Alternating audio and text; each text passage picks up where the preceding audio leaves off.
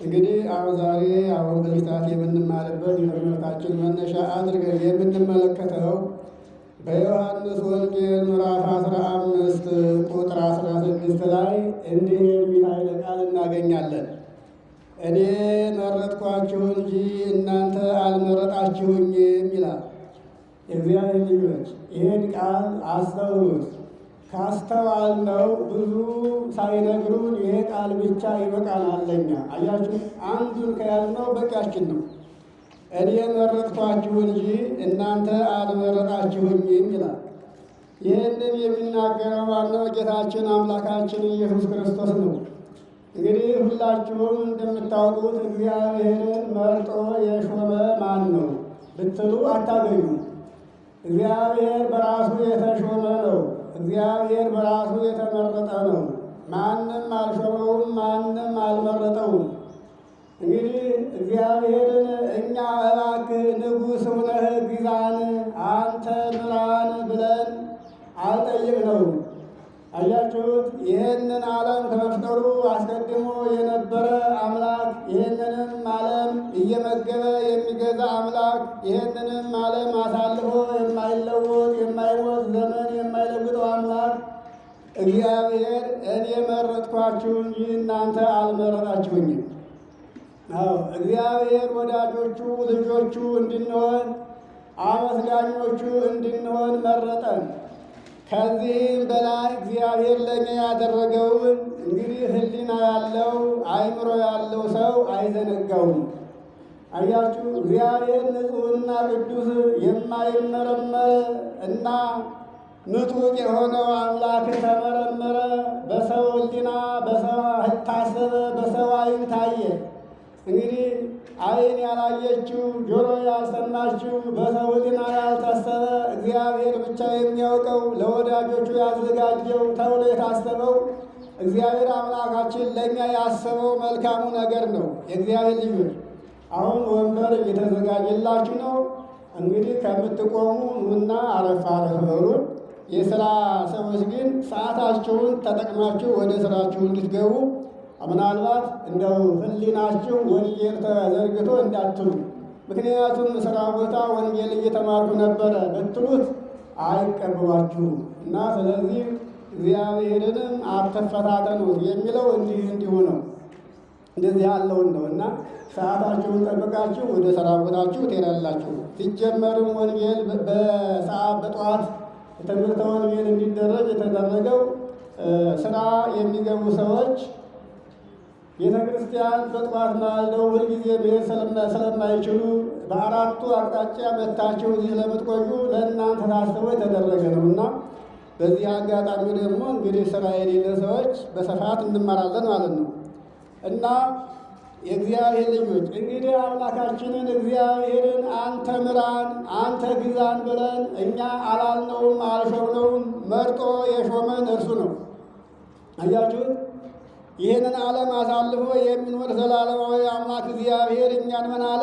እኔ መረጥኳችሁ እንጂ እናንተ አልመረጣችሁኝም አለና አባቴ በስሜ የምትለምኑትን ሁሉ እንዲሰጣችሁ እንግዲህ ፍሬ ልታፈሩ ይገባችኋል፣ ፍሬያችሁም ለዘላለም እንዲኖር ሾምኳችሁ አለ።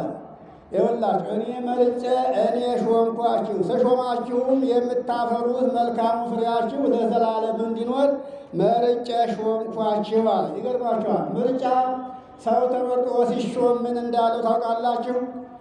ስልጣን አለው ማለት ነው።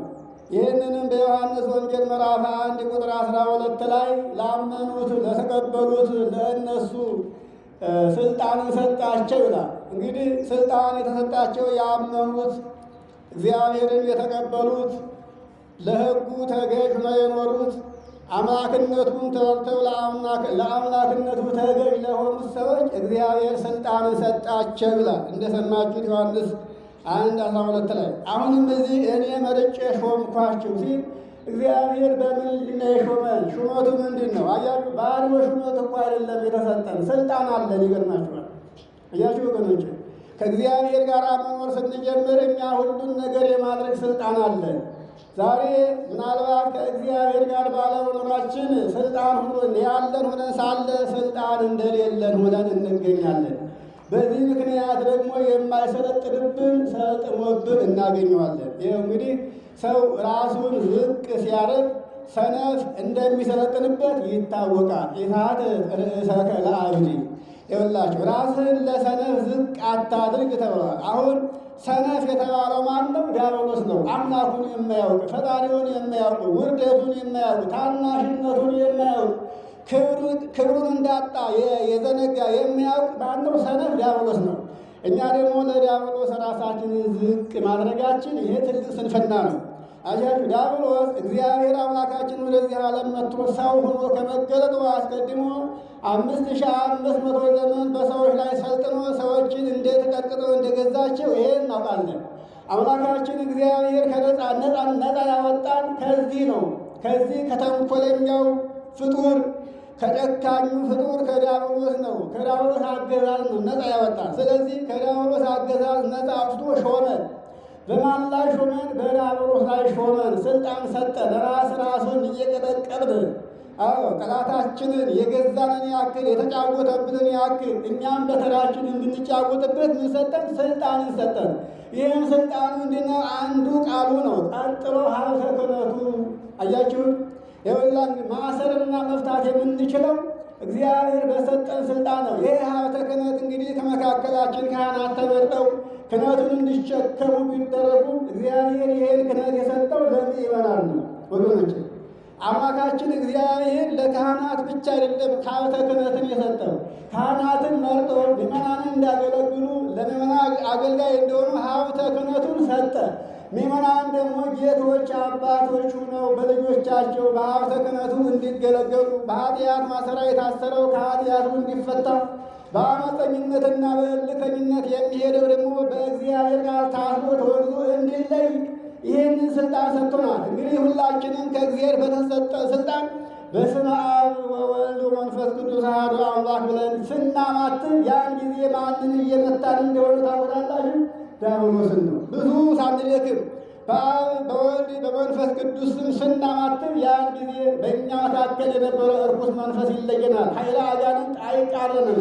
ስለዚህ ነው የእግዚአብሔር ልጆች እንግዲህ እኔ መረጥኳችሁ እንጂ እናንተ አልመረጣችሁኝም። ስለዚህ አባቴ በስሜ የምትለምኑትን ሁሉ እንዲሰጣችሁ እንግዲህ ፍሬ ልታፈሩ ይገባችኋል። ፍሬያችሁም ለዘላለም ሊኖር ዘንድ ሾምኳችሁ አለና ይህም ደግሞ እርስ በርሳችሁ እንድትዋደዱ ነው። ይሄ ነው እግዚአብሔር በባህሪው ፍቅር እንደሆነ ታውቃላችሁ። አያችሁ እግዚአብሔር ከሦስቱ አካል አንዱ አካል ፍቅር ነው። ይኸውላችሁ እምነት፣ ተስፋ፣ ፍቅር የምንላቸው እምነት የምንለው የሁሉ መገኛ የሁሉ መሰረት የሆነውን አብን ሲሆን ተስፋ የምንለው ደግሞ ጌታችንን አምላካችንን ኢየሱስ ክርስቶስ ሥጋ ነፍስ ነስቶ በዚህ ዓለም ከእኛ ጋር ተመላልሶ በመስቀል ላይ ተሰቅሎ ደሙን አፍስሶ ሥጋውን ቆርሶ ሥጋዬን ብሉ ደሜን ጠጡ ብሎ በደሙ የዋጀን ተስፋችን ጌታችን አምላካችን ኢየሱስ ክርስቶስ ነው። ይህም ደግሞ ተስፋችን በመጨረሻዋ ዘመን በዚህ ዓለም ስንኖር የሠራነውን ሥራችንን ተመልክቶ ዋጋችንን ይከፍለናል። ደመወዛችን በእሱ እጅ ነው ያለው ብለን ተስፋ የምናደርገው እርሱ ነው። ፍቅር የምንለው ደግሞ መንፈስ ቅዱስን ነው። ይሄድባቸዋል እንግዲህ ይህንን ሐዋርያ ቅዱስ ጳውሎስ አንደኛ ቆሮንቶስ ምዕራፍ 13 ቁጥር 13 ላይ እምነት፣ ተስፋ፣ ፍቅር እነዚህ ሦስቱ ለዘላለም ጸንተው ይኖራሉ፣ ዓለም ሳይፈጠርም ነበሩ፣ በዚህም ዓለም አሉ፣ ይህንም ዓለም አሳልፈው ጸንተው ይኖራሉ። ዘመን የማይሽራቸው ዘመን የማይቀይራቸው እነዚህ ሦስቱ ናቸው አለ። ስለዚህ እኛ በእነዚህ በሦስቱ ሰንሰለቶች ተያይዘን ከእነሱ ጋር አንድ ሆነን ጸንተን እንዲኖር ያስፈልጋል። ስለዚህ እነሱ ፍቅር ናቸው፣ አንድ ናቸው፣ ልዩነት የላቸው። በአካል ሦስት ሲሆኑ በሥራቸው ሦስት ሲሆኑ በአምላክነት ግን አንድ አምላክ ናቸው። ሕሊናቸው አንድ ነው፣ ሐሳባቸው አንድ ነው፣ ቃላቸው አንድ ነው፣ ልባቸው አንድ ነው። በአንድ ልብ ያስባሉ፣ በአንድ ቃል ይናገራሉ፣ በአንድ እስትንፋስ ይተነፈሳሉ። ይገርማቸዋል። ይሄ ነው እንግዲህ ከሰማየ ሰማያት ወርዶ ከድንግል ማርያም ተወልዶ በመስቀል ላይ ተሰቅሎ ሕይወትን ያጎናጸፈን ወደ መንግሥታችን ወደ ክብራችን የመለሰን ጌታችን አምላካችን ይሄ ነው። ስለዚህ እኛ ስለሱ ምንድን ነው የምንመልስለት? መቼም በጎ ለዋለ ሰው እኮ ክፉ አይመለስም። አያችሁ፣ በጎ ለዋለለት ሰው ክፉ የሚመልስ ሰይጣን ብቻ ነው። የበጎ ተቃራኒ ከሰይጣን በስተቀር የለም። ስለዚህ ወገኖች እግዚአብሔር በጎ ስራ ሰርቶልናል፣ መልካሙን ያደረገልን። ስለዚህ ምን እናድርግለት ብንል እግዚአብሔር ከኛ ምንም አይፈልግም። የሚፈልገው ነገር ምንድን ነው? እርስ በርሳችን እንድንዋደድ። አያችሁ፣ ፍቅር እንዲኖረን ነው። ትህትና እንዲኖረን ነው። የዋህነት እንዲኖረን ነው። አመፀኝነት ከኛ እንዲጠፋ ነው። እልከኝነት፣ መገረኝነት፣ ትዕቢት፣ እነዚህ ሁሉ የሰይጣን ገንዘቦች ናቸው። የእግዚአብሔር ገንዘብ የሆነ ሁሉ መልካም ነው። ስለዚህ አሁን በውስጣችን የሞላን ነገር ምንድን ነው ብንል መልካም ነገር ነው። ያን እንደሆነ የለም፣ መልካሙ የቀዘቀዘ ነው። አያችሁ፣ በብዙዎቻችን ተሞልቶ ያለው በጎተራችን ያከማቸነው ክፋትን ብቻ ነው። አመፃን፣ ተንኮልን፣ ቂምን፣ ጥላቻን ብቻ ነው። ይኸውላችሁ የእግዚአብሔር ገንዘብ ያልሆነ ነገር ነው በቤታችን ያስቀመጠው እና ጌታችን አምላካችን ኢየሱስ ክርስቶስ እንግዲህ መልካሙን ፍሬ እንዲታፈሩና ፍሬያችሁን ለዘላለም ጸንቶ እንዲኖር ሲሆን መልካሙ ስራችን ምንድን ነው? ከመልካሙ ስራችን አንዱ ፍጹም የሆነ እምነት፣ ፍጹም የሆነ ተስፋ፣ ፍጹም የሆነ ፍቅር ሲሆን ከዚያ በተጨማሪ ጾምና ጸሎት ነው። ጾምና ጸሎትስ በምን መልኩ ነው ፍሬ ሆኖ ሊገለጥ የሚችለው ብለን ያሰብን እንደሆነ መጀመሪያ እኛ ከኃጢአት የነጻን እንደሆነ አያችሁ፣ ከኃጢአት ነጽተን ክፋት፣ ተንኮል፣ ቂምና በቀል የዚህ ዓለም ፍቅር ከእኛ ተለይቶ እውነተኛ የእግዚአብሔር ልጆች ቤተሰቦች ሆነን የአባቶቻችን ተከታይ ሆነን ማለት የነቢያት፣ የሐዋርያት፣ የጻድቃን፣ የሰማዕታት የእነዚህ ተከታይ ሆነን ከተገኘን ነው። የእኛ አባቶች የምንላቸው ዛሬ እኛ ቤት ንብረት አበጅተን እንደምንኖረው አይደለም። እነሱ እግዚአብሔር ሲከተሉት እንደኛ ቤት ንብረት አበጅተው አይደለም። በተለይ ሐዋርያት መላ ዘመናቸውን ዓለምን ዙረው ወንጌል ሲያስተምሩ አንዱ እንኳን ከሐዋርያት አንዱ ለቤቱ ያሰበ፣ ለእናቴ ለአባቴ ለልጄ ብሎ ያሰበ ሐዋርያ አታገኙ። ሰማዕታትም እንዲሁ ናቸው። ቤታቸውን ጥለው ነው እንግዲህ እኔን ሊወድ የፈለገ ቢኖር ሁሉን ጥሎ ይከተለኝ ብሎ ያስተማረው ጌታችን አምላካችን ኢየሱስ ክርስቶስ እናቴን፣ አባቴን፣ እህቴን፣ ወንድሜን ያለ ለእኔ ሊሆን አይችልም ያለውን ቃል መሰረት አድርገው ይችን ባለቤቴ ነኝ፣ ይሄ እናቴ ነው፣ ይሄ አባቴ ነው፣ ልጆች ናቸው፣ ይሄ ሀብቴ ነው ሳይ ሁሉ ነገር ጥሎ ነው የተከተለው። እኛ ይሄንንም ዓለም ወደን እግዚአብሔርን ለመያዝ አይቻለንም። ሆኖም ግን እግዚአብሔር ሲፈጥረን ያውቀናልና ይሄንንም ዓለም ለእኛ ነው ያስገዛው። በዓለም ላይ ስንኖር ልከኛ መጠነኛ ሆነን ለቁመተ ሥጋ ያህል እግዚአብሔር ካልነሳን ከዚያ የተረፈውን ዘመናችንን ግን ለማን መሰዋት እንዳለብን ስናስብ ለእግዚአብሔር ማበርከት አለብን። ለእግዚአብሔር ስናበረክት በበጎ አስተሳሰብ፣ በቀና አስተሳሰብ፣ በትሕትና በፍቅር ሆነን የለመንነው እንደሆነ የጸለይነው እንደሆነ ጸሎታችን፣ ልመናችን፣ መስዋዕታችን ሁሉ በእግዚአብሔር ተቀባይነት አለው። ያ ሲሆን ደግሞ እግዚአብሔር እኛን ብቻ ሳይሆን መላ ዓለምን ይባርካል። ይገርማችኋል። ይህንን አምላካችን እግዚአብሔር አስቀድሞ በኦሪት ዘፍጥረት ምዕራፍ 18 ላይ ያለ ኃይለ ቃል የተመለከታችሁ እንደሆነ አጋዕዝተ ዓለም ሥላሴ ከአብርሃም ቤት ገብተው ሲወጡ አብርሃም የጠየቃቸው ጥያቄ አለ።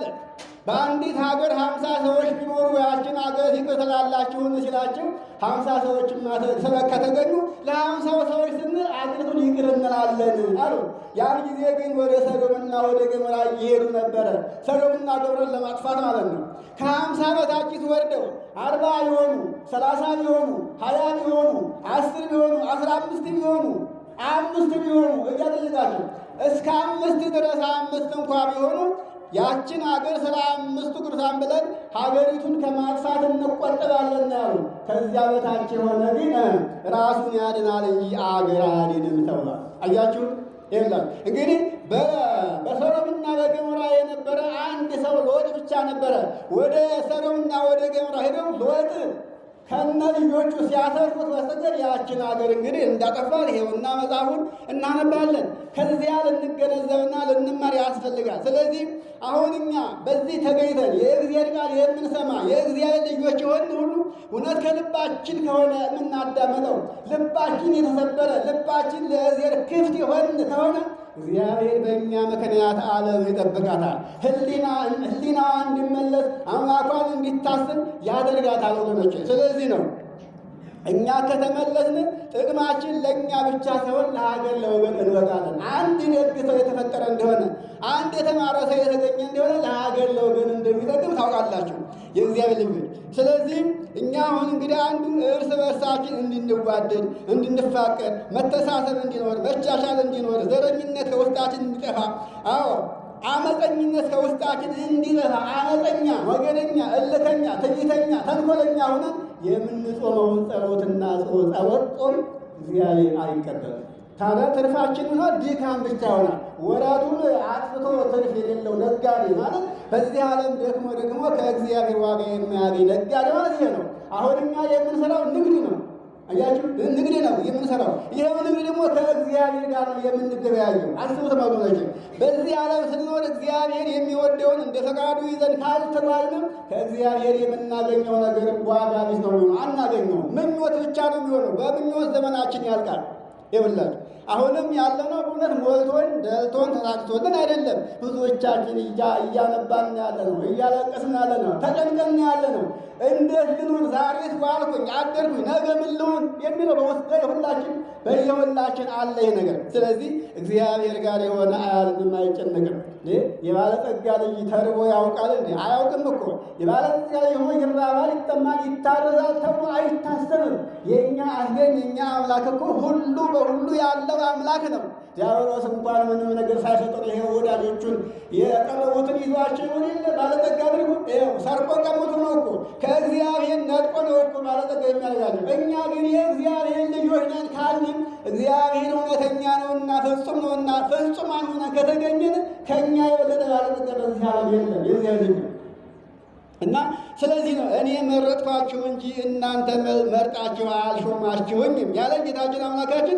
ስለዚህ ነው እና ወደ ኋላ መለስ ብለን ቁጥር 12 ላይ ያለውን ኃይለ ቃል የተመለከትነው እንደሆነ እንዲህ ይላል፣ እኔ እንደወደድኳችሁ እናንተም እርስ በርሳችሁ ትዋደዱ ዘንድ ትእዛዜ ይህች ናት።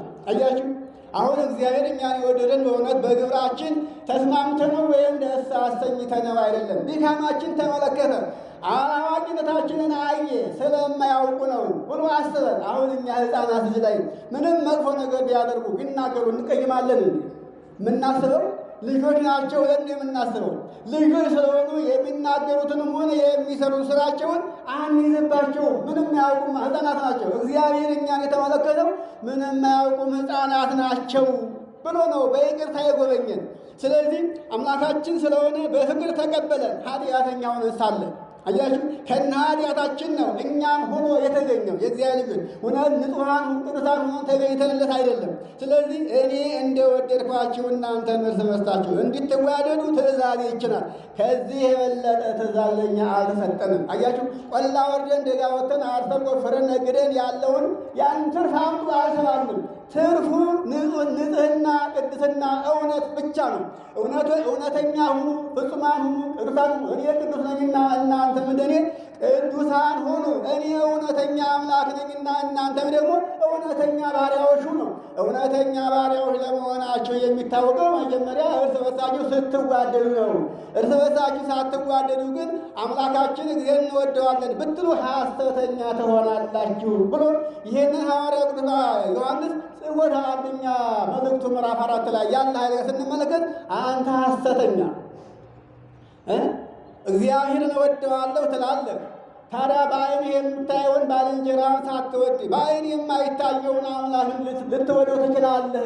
እውነተኛ ከሆንክ በዓይን የምታየውን ባልንጀራህን ወደደው እዘንለት ይላል። ይገርማቸዋል። አዎ እግዚአብሔርም እኔን አክብሩኝ፣ እኔን ፍሩኝ፣ እኔን ውደዱ ሳይሆን በመጀመሪያ እናንተ እርስ በርሳችሁ ስትዋደዱ ያን ጊዜ እንደምትወዱኝና እንደምታከብሩኝ እንደምታመልኩኝም ይታወቃል። እንደማታመልኩኝ፣ እንደማትወዱኝ፣ እንደማታከብሩኝ መገለጫችሁ የእርስ በርሳችሁ መለያየትና አለመከባበር ነው እያለ ይህን የተናገረው።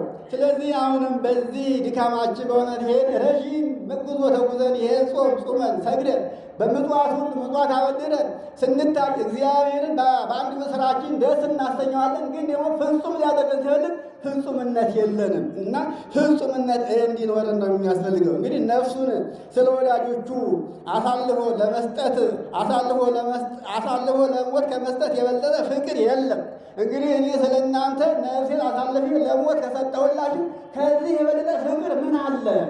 ስለዚህ እኔ ለእናንተ ሕይወቴን ለሞት አሳልፌ እንደሰጠሁላችሁ ሁሉ እናንተም ደግሞ ራሳችሁን እንኳን ለሞት አሳልፎ ለመስጠት ባትፈልጉ ባይሆን ራሳችሁን ንጹሕ አድርጉ፣ ከኃጢአት ተለዩ፣ አምላካችሁን አስቡ፣ ወንድማችሁን አስቡለት፣ ውደዱት፣ አክብሩት። ይገርማቸዋል። ታዲያ አሁን ይሄ አለ ወይ ብንል የለም። እንኳን እርስ በርሳችን አይደለም በቤታችን እንኳን ስንት መለያየት አለ። በእናትና በልጅ በባልና በሚስት ስንት ጉድ ነው ያለው። ይህንን ይዘን ነው እግዚአብሔርን የምንፈልገው። እግዚአብሔር ሞኝ አይደለም፣ አንሞኝ። እግዚአብሔር የሚገኝበትን ምስጢሩን ጥበቡን ልናውቅ ያስፈልጋል። ለዚህም ነው ቤተ ክርስቲያን በሯን ሳትዘጋ ቤቷን ክፍት አድርጋ ሌትም ቀንም ትናገራለች። እኛ ግን ለመስማት ፈቃደኛ አይደለንም።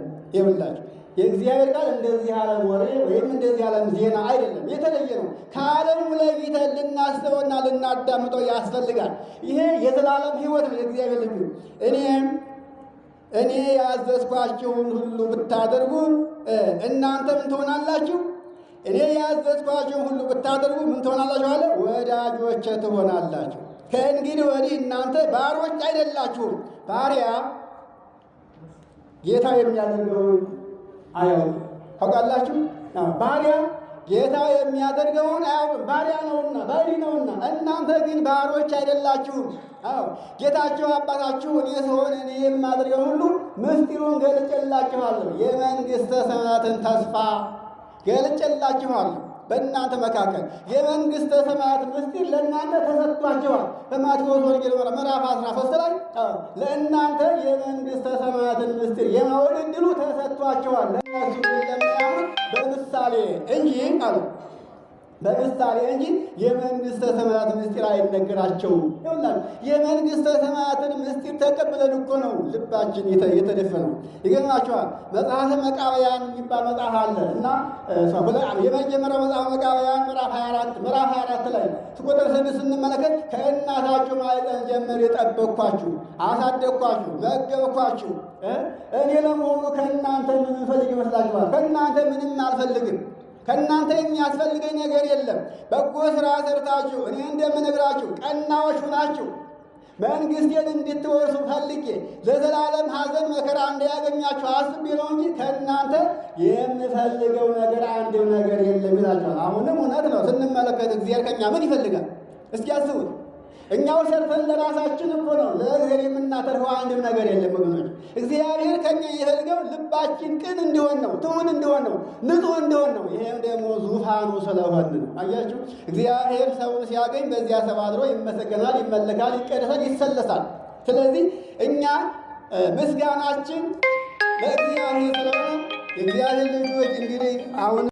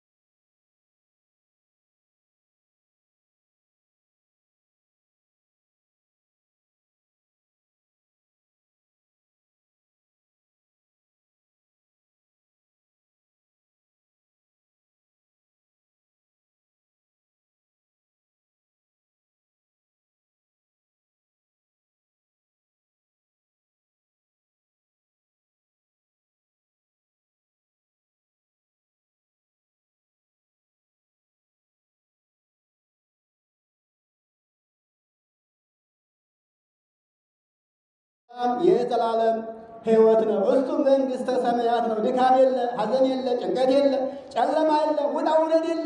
ደስተኛ ሆኖ ከመላእክት ጋር ቅዱስ ቅዱስ ቅዱስ እያሉ መኖር ነው። ይህን ጸጋ እንዳታጡ አሁን ግን ፍጹማን ሁኑ።